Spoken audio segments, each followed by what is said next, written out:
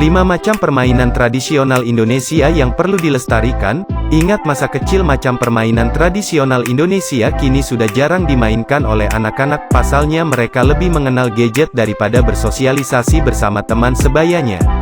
Permainan tradisional asli Indonesia sendiri sangat beragam. Setiap daerah pasti punya minimal satu permainan tradisional yang lazim dimainkan anak-anak.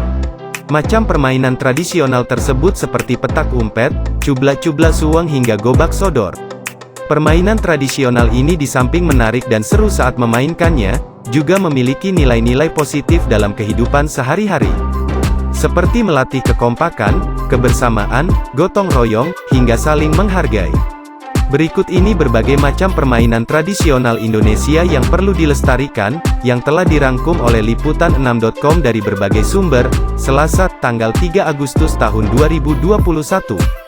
Berikut ini ada beberapa macam permainan tradisional yang perlu dilestarikan, diantaranya, 1. Gobak sodor. Macam permainan tradisional yang sangat populer di Indonesia yang pertama ialah gobak sodor.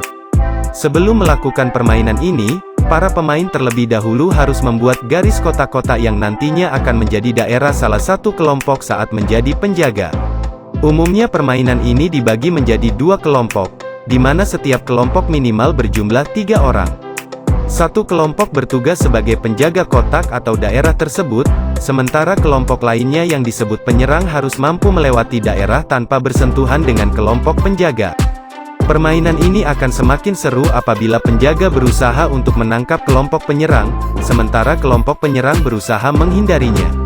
Apabila penyerang bersentuhan dengan penjaga kotak, maka harus bergantian sebagai penjaga. 2. Lompat tali karet. Lompat tali merupakan macam permainan tradisional Indonesia yang umumnya sering dilakukan anak perempuan. Jumlah pemain lompat tali minimal dilakukan 3 orang, di mana 2 orang pemain membentangkan dan memegang tali, sementara pemain lain harus melewati atau melompat tanpa menyentuh tali tersebut.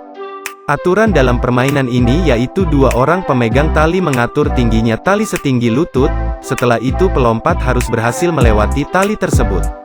Apabila pelompat berhasil melewatinya, maka tinggi tali akan dinaikkan menjadi seperut, sedada hingga di atas kepala. Namun apabila pelompat tali gagal melewati, maka dia harus bergantian memegang tali. 3. Kelereng. Macam permainan tradisional yang umumnya digemari anak laki-laki lainnya ialah kelereng. Permainan ini dapat dilakukan di mana saja, baik di dalam maupun luar ruangan. Aturan dalam permainan kelereng cukup beragam, hal ini tergantung tradisi di daerah masing-masing. Namun pada umumnya sebelum memainkan kelereng terlebih dahulu pemain membuat garis atau gambar kotak lintasan dan menaruh beberapa kelereng. Setelah itu, masing-masing pemain menyentilkan kelereng tersebut dengan jarak yang disepakati. Apabila beberapa kelereng keluar dari lintasan, maka kelereng akan menjadi miliknya. 4. Bermain layang-layang. Salah satu macam permainan tradisional yang sangat populer di Indonesia ialah layang-layang. Permainan ini bisanya dilakukan di tempat-tempat terbuka, seperti lapangan hingga persawahan. Seiring berjalannya waktu, bentuk layang-layang juga semakin berkembang, seperti bentuk burung, naga, hingga perahu. Tak hanya dilakukan anak-anak, orang dewasa pun cukup gemar bermain layang-layang. Apalagi saat musim kemarau tiba, hampir di berbagai daerah dapat ditemui orang-orang yang bermain layang-layang. 5. Egrang. Merupakan salah satu macam permainan tradisional yang menggunakan batang bambu. Permainan ini diperlukan keahlian khusus, pasalnya menaiki egrang tidak semudah yang dibayangkan. Sehingga bagi para pemula, sebelum berjalan menggunakan egrang sebaiknya berlatih menaiki egrang terlebih dahulu. Apabila seseorang telah berhasil berjalan menggunakan egrang, biasanya mereka akan melakukan lomba lari di atas egrang. Sehingga permainan ini akan terlihat semakin menarik dan seru. Nah itu dia sobat, bagaimana pendapat kalian sobat? Tulis pendapat kalian ya sobat dan jangan lupa untuk like, comment, and subscribe.